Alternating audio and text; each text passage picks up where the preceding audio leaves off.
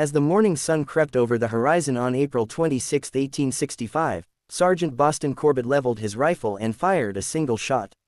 That bullet changed the course of American history. Corbett and his fellow soldiers had spent days tracking John Wilkes Booth, the assassin who had murdered President Abraham Lincoln, through the woods and backroads of Northern Virginia. The hunt had been relentless.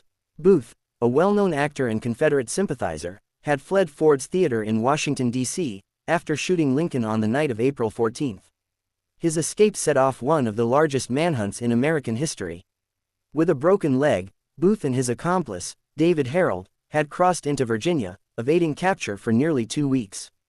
By April 25, Union troops, acting on intelligence, finally closed in on Booth and Herold. They discovered the fugitives hiding at Garrett's farm, near Port Royal, Virginia. The two men had taken refuge in a tobacco barn, but they were now surrounded. Union forces, under the command of Lieutenant Edward Doherty, called for their surrender. Herold, frightened and unwilling to fight, immediately gave himself up. But Booth refused. The standoff continued for hours, with orders given not to fire. Soldiers set the barn ablaze, hoping to smoke Booth out. It was at that moment that Sergeant Boston Corbett took action. Through a gap in the barn's wooden slats, Corbett spotted Booth moving. Acting against orders, he fired his weapon. The bullet struck Booth in the neck, severing his spinal cord. Booth collapsed to the ground, paralyzed but still alive. He was dragged from the burning barn and placed on the Garrett family's porch, where he lingered for hours before finally whispering his last words. Booth's death may have closed one chapter of the Lincoln assassination, but it also opened another mystery, one that would haunt historians for generations. Among the items found on Booth's body was a small, red leather-bound diary. The diary contained handwritten notes and reflections, a potential window into Booth's thoughts and plans during his time on the run.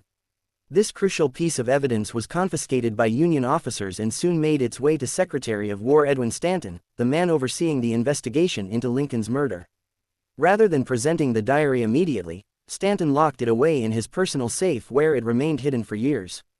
2 years later, during the 1867 impeachment trial of President Andrew Johnson, Stanton finally produced Booth's diary as evidence. But when it was examined, something was missing. The diary had contained 86 pages, but 18 pages were gone, ripped out, leaving only ragged edges behind. Stanton offered no explanation for the missing pages, fueling speculation and suspicion. What had those pages contained? And more importantly, who had removed them? Over the years, numerous theories have emerged about the missing diary pages. Some of the most debated possibilities include: one of the most enduring theories is that Booth did not act alone.